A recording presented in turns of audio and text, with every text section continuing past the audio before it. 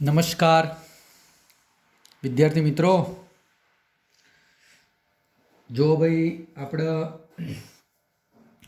પ્રકરણ 3 ભણાવીએ છીએ પ્રવાહ વિદ્યુત। કયું ભાઈ? પ્રવાહ વિદ્યુત પ્રકરણ 3। એની અંદર મેં છેલ્લે ડ્રિફ્ટ વેગ અને રિલેક્સેશન સમય બે શબ્દો, ડ્રિફ્ટ વેગ અને રિલેક્સેશન સમય, આ બંને પદો મિત્ર મેં ગયા લેક્ચરમાં તમને સમજાવી દીધા હતા। એની આગળ જો તમને કહું તો પ્રવાહ ભણાવી દીધું છે, અવરોધ, અવરોધકતા, વાહકતા, એના પછી પ્રવાહ ઘનતા, આ બધી બાબતો મિત્ર મેં તમને ભણાવી દીધેલી છે। ફરીથી એક વખત બોલું છું, ધ્યાનથી સાંભળો। બોલો, પ્રવાહી તમને ખબર હશે, અવરોધ ખબર હશે, બધા સૂત્રો તમે મનમાં યાદ કરો। અવરોધ એટલે ઓહમનો નિયમ, અવરોધકતા રો પણ ખબર હશે, વાહકતા સિગ્મા પણ ખબર હશે, એના પછી પ્રવાહ ઘનતા જે પણ ખબર હશે। ભાઈ યાદ આવે છે બકા? આ બધા સૂત્રો મેં તમને આગળના લેક્ચરોમાં સમજાવી દીધેલા છે। ગઈકાલે મેં છેલ્લે એક રિલેક્સેશન સમય ટાઉ અને ડ્રિફ્ટ વેગ વીડી, આ બે શબ્દો મેં ગયા લેક્ચરની અંદર તમને સમજાવી દીધેલા છે। જો તમારે ડ્રિફ્ટ વેગ, જો બગા ધ્યાનથી જોજો, કોઈ ઉતાવળ નથી। ડ્રિફ્ટ વેગ બરાબર પ્રવેગ ગુણ્યા સમય, આ રિલેક્સેશન સમય છે, આ પ્રવેગ છે। આ તો સૂત્ર આપણા જોડે હતું જ બકા।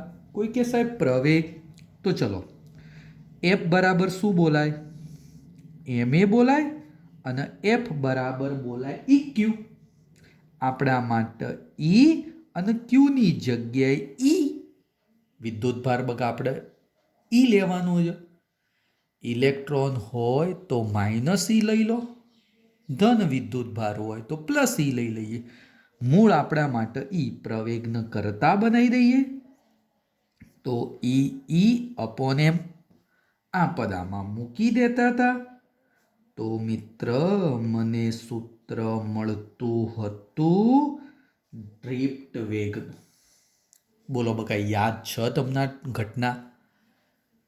ગયા લેક્ચરની અંદર આ વસ્તુ મેં તમને મિત્ર સમજાવી દીધેલી છે બકા। કોઈ વિદ્યાર્થીને હજીએ પણ તકલીફ હોય તો મારો કોન્ટેક્ટ કરી જણાવો તો હું એ ટોપિક થોડો ડીપમાં સમજાવીશ। ઓકે, ચલો બકા હવે આગળની ચર્ચા કરીએ।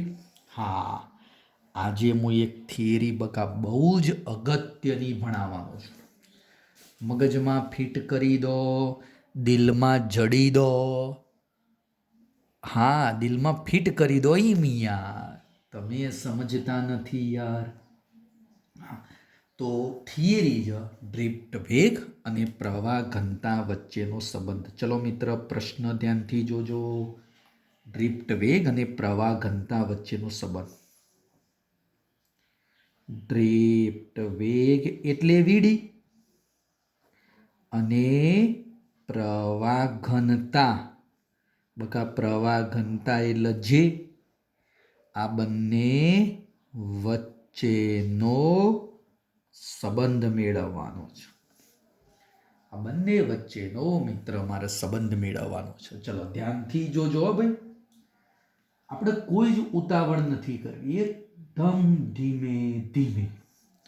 માની લો મિત્ર એક વાહક દર્શાવ્યો, જો બકા, હા એક વાહક છે, એની લંબાઈ L છે અને એનો આડછેદનું ક્ષેત્રફળ A છે। ધ્યાન આપો બગા. માની લો હું આ વાહક ઉપર વિદ્યુત ક્ષેત્ર લાગુ પાડું છું. એટલે આ બાજુનો છેડો માની લો પ્લસ કહી દઉં, આ બાજુનો છેડો માઇનસ કહી દઉં. તો પ્લસથી માઇનસ તરફ શું આવ્યું બકા? વિદ્યુત ક્ષેત્ર ઈ આવી ગયું. પ્લસથી માઇનસ તરફનું વિદ્યુત ક્ષેત્ર મિત્ર મને મળી ગયું બકા ઈ. હા, હવે ધ્યાન આપી દો. ઓકે, બરોબર. ધ્યાનથી જો. માની લે અહીંયા એક ઇલેક્ટ્રોન છે. ઇલેક્ટ્રોન, આ ઇલેક્ટ્રોન ડ્રિફ્ટ વેગ વીડીથી, આ ઇલેક્ટ્રોનનો બકા વેગ કેટલો હું કહી દઉં? ડ્રિફ્ટ વેગ વીડી. એ વીડી વેગથી ડેલ્ટા ટી સમયમાં આટલા સુધી પહોંચે છે. ચાલ હું વાક્ય લખું તો થોડો વધારે અંદાજ આવશે કે ભાઈ ઇલેક્ટ્રોન વીડી વેગથી, વેગ કેટલો? ડ્રિફ્ટ વેગ જેટલો. વીડી વેગથી કેટલા સમયમાં? ડેલ્ટા ટી સમયમાં. વીડી વેગથી ડેલ્ટા ટી સમયમાં. બોલો, મારે શોધવું છે કાપેલું અંતર કે ભાઈ આટલાથી આટલા આવે. વેગ કેટલો? વીડી. સમય કેટલો થયો? Delta T. તો મિત્ર કાપેલું અંતર એલ બરાબર, અંતર તો બકા એલ છે જો. હા, તો આટલું અંતર કેટલું? બોલો, બધા જાણો છો તમે. અંતર બરાબર વેગ ગુણ્યા સમય. તો અહીંયા પણ લખી દઉં, અંતર બરાબર વેગ વીડી હતો અને સમય કેટલો હતો? Delta T.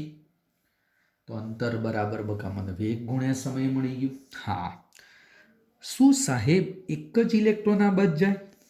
ના ભાઈ, ઘણા બધા ઇલેક્ટ્રોન, મુક્ત ઇલેક્ટ્રોન તો ઘણા બધા હોય, બધા ઇલેક્ટ્રોન આ બચ. તો આ વાહકની અંદર મારે ઇલેક્ટ્રોનની સંખ્યા શોધવી છે ભાઈ. આ વાહકની અંદર ઇલેક્ટ્રોનની સંખ્યા શોધવી છે. તો ચલો, એ સંખ્યા શોધવા માટે ભાઈ આ વાહકનું કદ લખવું પડશે. વાહકનું કદ બકા બધા જાણો છો, કદ બરાબર ક્ષેત્રફળ ગુણ્યા લંબાઈ. કદ બરાબર બકા શું લખાય? ક્ષેત્રફળ ગુણ્યા લંબાઈ. લંબાઈ તો મેં શોધી દીધી. જો મિત્રો, આ રહી વીડી ડેલ્ટા ટી. બોલો ભાઈ, ખબર પડે જ?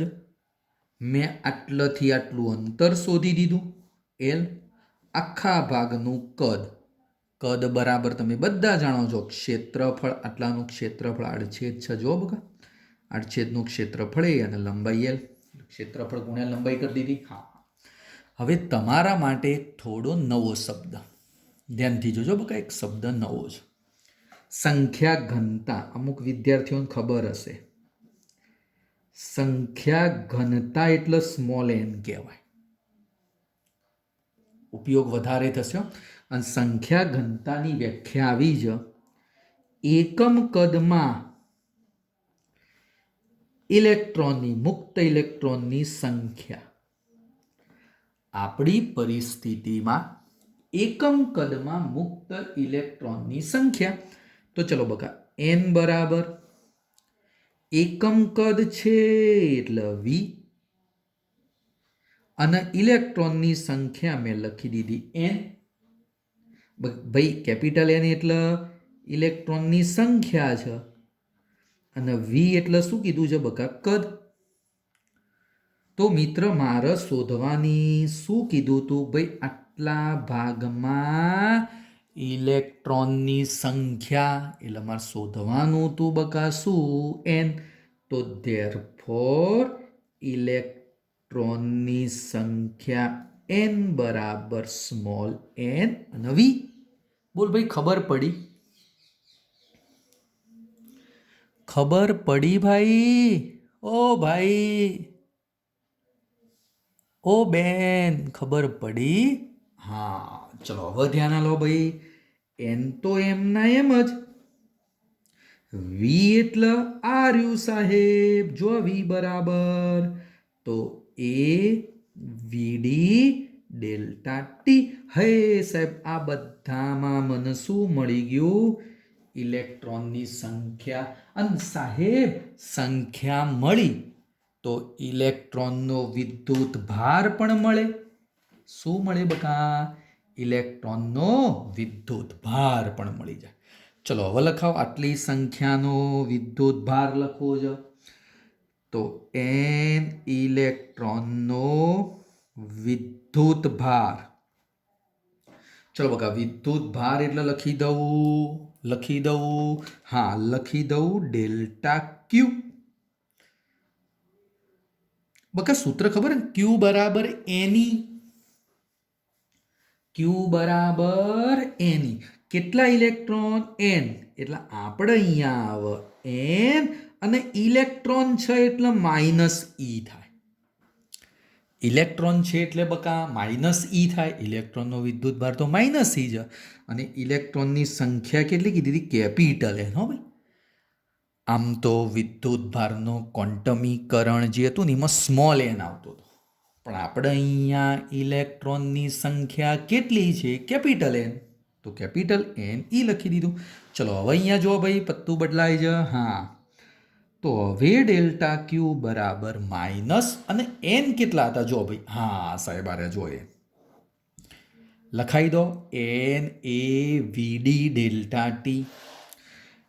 એન એ વીડી ડેલ્ટા ટી અને પેલો વિદ્યુત ભાર કયો લખી દીધો? ઈ.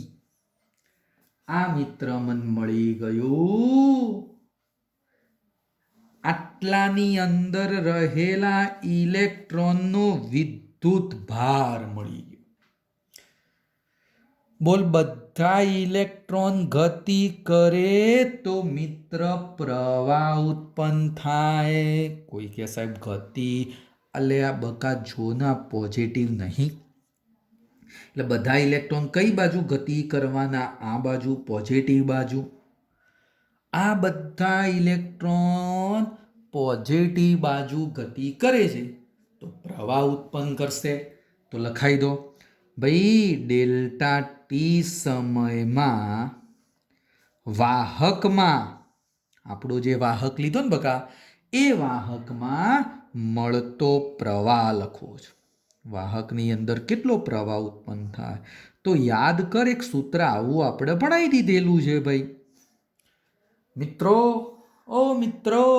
યાદ કર, પ્રવાહ I બરાબર ડેલ્ટા ક્યુ અપોન ડેલ્ટા ટી. ચલો ડેલ્ટા ક્યુ લખાઈ દો. માઇનસ એન એ વીડી ડેલ્ટા ટી ઈ, નીચે ડેલ્ટા ટી ઢસ. એ આ બાજુ નીચે લાવી દો તો I upon A minus N VDE. અને I અપોન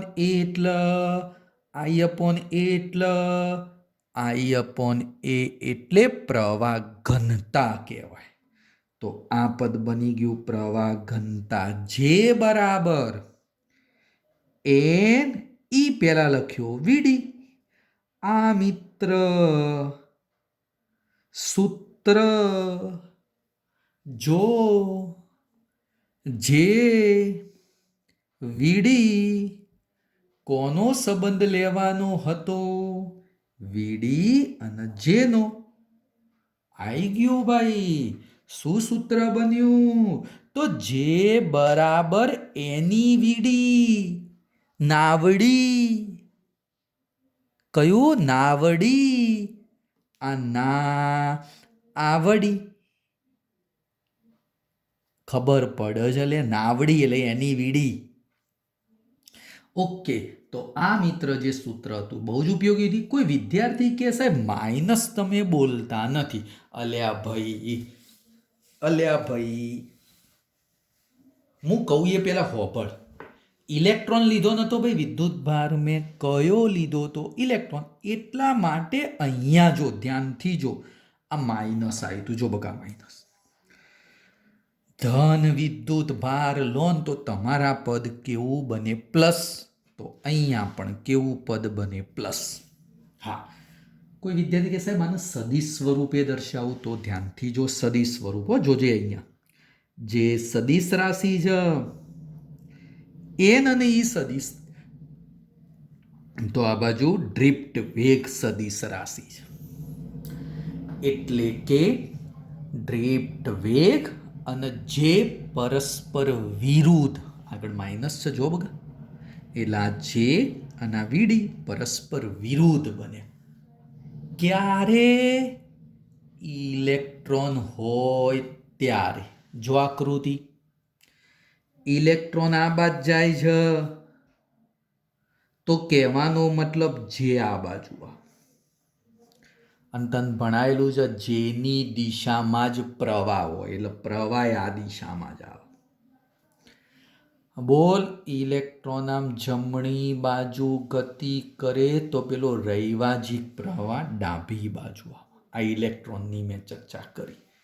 તો ઇલેક્ટ્રોન માટે ડ્રિફ્ટ વેગ, જે ઈ આઈ બધું વિરુદ્ધ બને છે.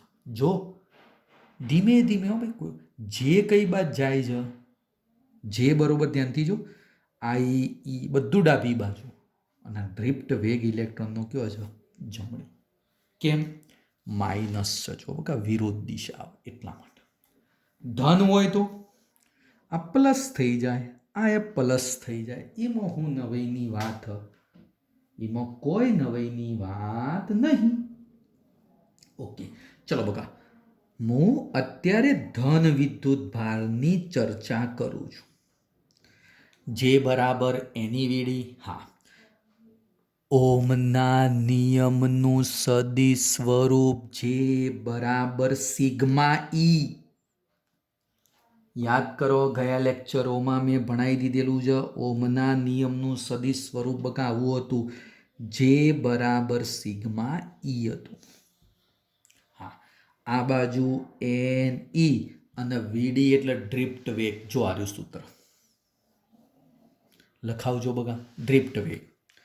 તો ઈ ટાઉ અપોન ઇલેક્ટ્રોનનું દળ. ઓકે, બોલ, કોને ઢસ ઢસ કરી દઉં?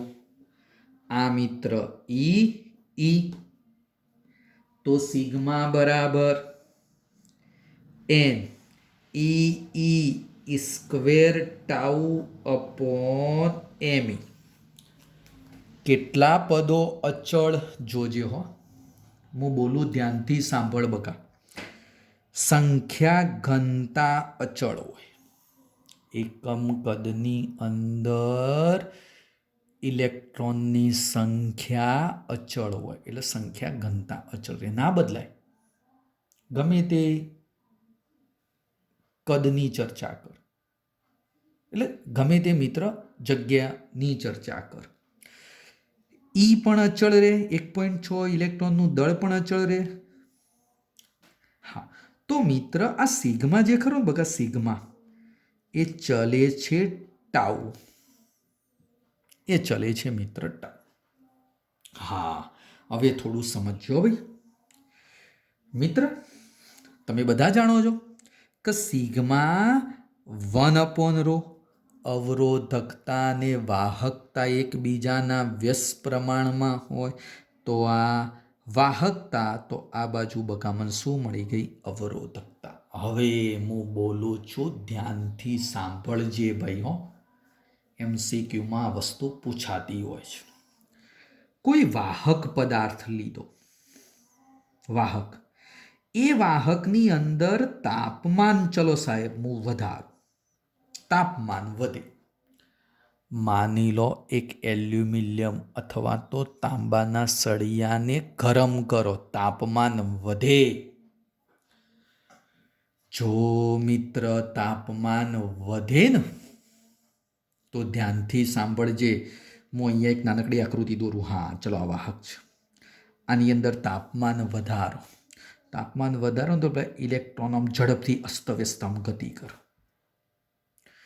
ઝડપથી ગતિ કર, અને ઝડપથી ગતિ થાય ને તો સમય ઘટે. માની લો વિસનગરથી મહેસાણા ઝડપથી પહોંચી જો, તાપમાન વધ્યું એટલે પેલા ઇલેક્ટ્રોન ઝડપથી પહોંચે. બોલો મિત્ર, વિસનગરથી મહેસાણા ઝડપથી પહોંચી જો તો સમય કેવો થયો? ઓછો. એટલે તાપમાન વધે તો આ રિલેક્સેશન સમય ઘટે. આ ટાઉ ઘટ્યું અને ટાઉ ઘટે ને તો આ વાહકતા ઘટે અને વાહકતા ઘટીને તો અવરોધકતા વધે. આ યાદ રાખજો.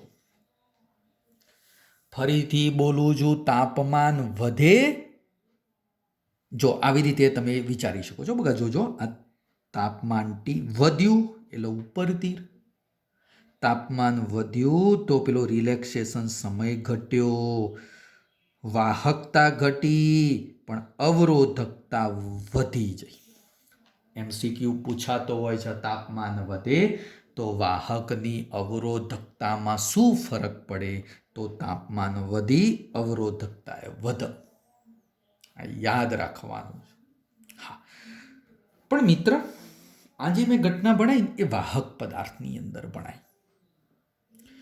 મિત્ર, આવી એક બાબત છે ને, એ અર્ધવાહક.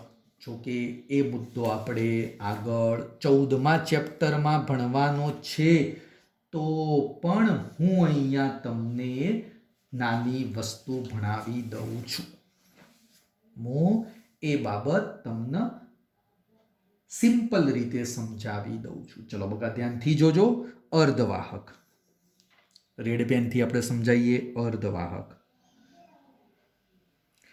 હવે આ સૂત્ર બરોબર ધ્યાનથી નોટ કરજો. અર્ધવાહકમાં થોડું બદલાય.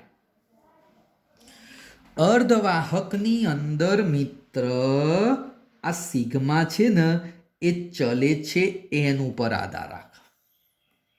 કોઈ કે સાહેબ તમે તો હમણાં અહીંયા એન અચળ લીધો તો.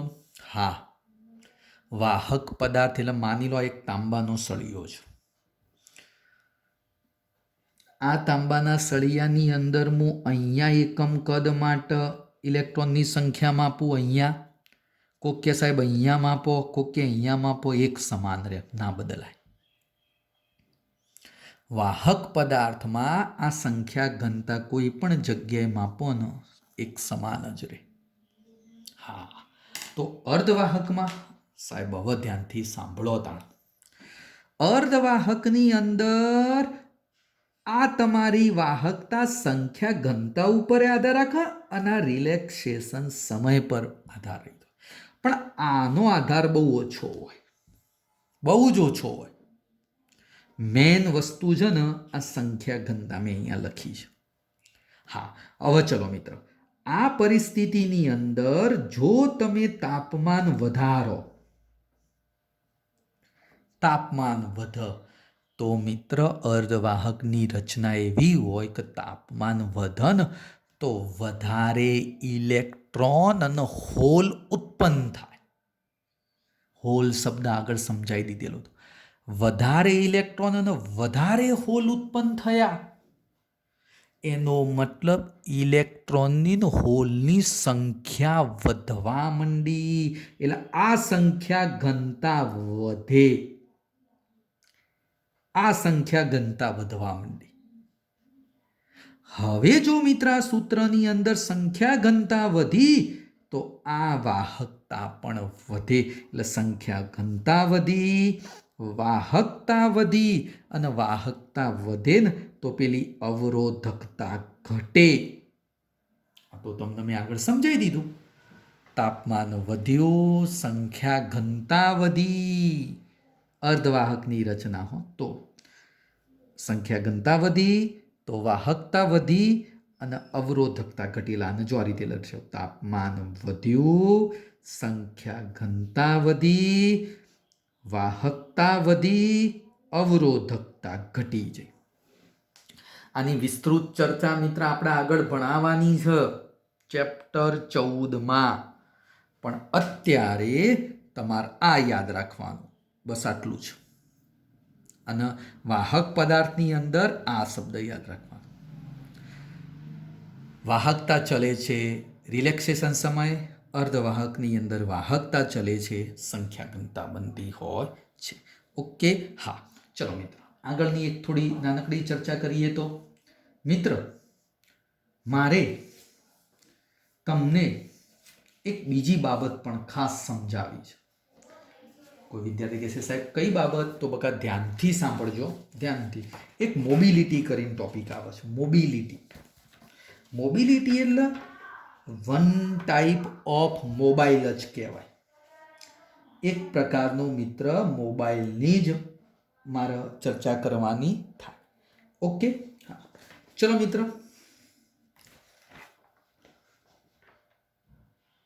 મારે મુદ્દો ધ્યાનમાં લેવો છે. એક મુદ્દો મિત્ર ધ્યાનમાં લેવો છે. થોડું ધ્યાન આપી દેજો બકા. હા, અહીંયા ધ્યાન. એક નાનકડો પહેલાં MCQ સમજાવું છું.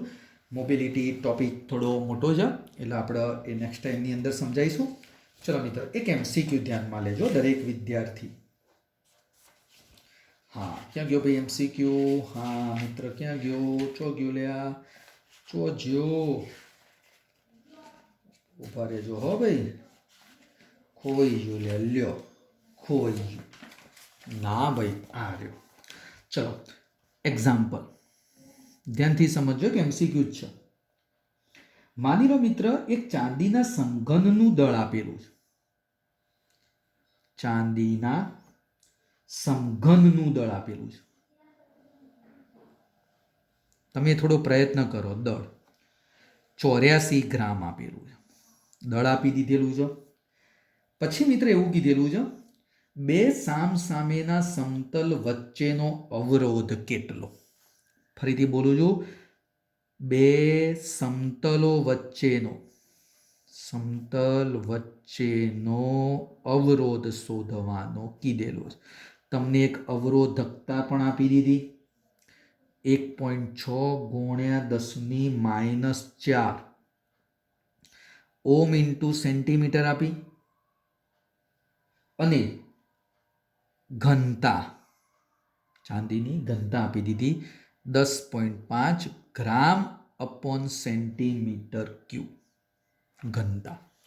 આટલી વસ્તુ આપી દીધેલી. સમઘન એટલે તો બધા જાણો છો ને? હા, જો આ રીતે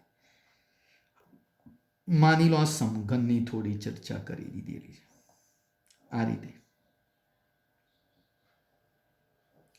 આ રીતે સમઘન આપેલું છે. હવે એના બે સામસામેના સમતલો વચ્ચેનો અવરોધ, જો હું આ સમતલ ધ્યાનમાં લઉં તો એની સામે આ સમતલ બને, તો આ બે વચ્ચેનો અવરોધ શોધવાનો કીધેલો છે. જો આ રીતે તાર મૂકી, એટલે પ્રવાહ અહીંયાથી આમ જાય. ઓકે, પ્રવાહ આ રીતે. પણ પ્રશ્ન સમજવા જેવો છે. કોઈ કહેશે મિત્ર અવરોધ શોધવાનો, અવરોધકતા આપી, ઘનતા આપી, દળ આલ્યું, તો મારો એક મુદ્દો આવો ના બની શકે કે ઘનતા આપી હોય ને તો ઘનતા બરાબર દળ ભાગ્યા કદ, એટલે m/v. v ન કરતા બનાવ, દળ ભાગ્યા ઘનતા. દળ 84 છે અને ઘનતા 10.5 આપે. જો બધું ગ્રામમાં જ છે, જો આ ગ્રામમાં છે, કોઈ વાંધો નહીં. ચલો બકા, 84/10 કેલ્ક્યુલેટર લઈને બેસવાનું હો. બધું કોઈ સાહેબ ના ભણાઈ આપલ્યા. પરીક્ષા તો તમારે આપવાની છે. 84 મિત્ર 10.5 કરશો ને તો સમથિંગ મારા અંદાજ મુજબ 8 જવાબ આવશે. 8 સેન્ટીમીટર ઘન. હા, કદ છે, સમઘન છે, તો સમઘનનું કદ એટલે L ઘન, લંબાઈ ગુણ્યા પહોળાઈ ગુણ્યા ઊંચાઈ, સમઘન છે એટલે L ઘન બરાબર 8 આવે. તો L બરાબર કેટલા આવે? 2 સેન્ટીમીટર. બસ આ જ જરૂરી હતું.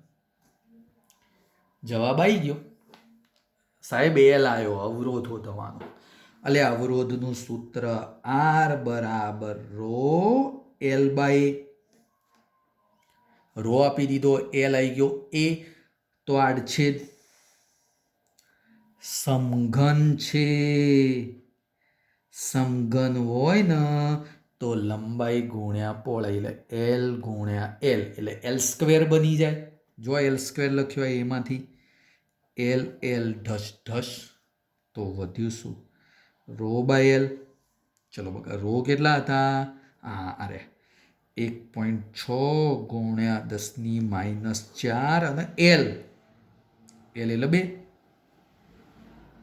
1.6 ભાગ્યા 2 એટલે 16 ભાગ્યા 2 એટલે 0.8 થશે. તો જવાબ આવી જશે 0.8 ગુણ્યા 10⁻⁴ અને અવરોધનો એકમ ઓમ બની જાય. દાખલો થોડો સમજવા જેવો હતો, એટલા માટે બકા મેં તને થોડો અલગ રીતે સમજાવેલો.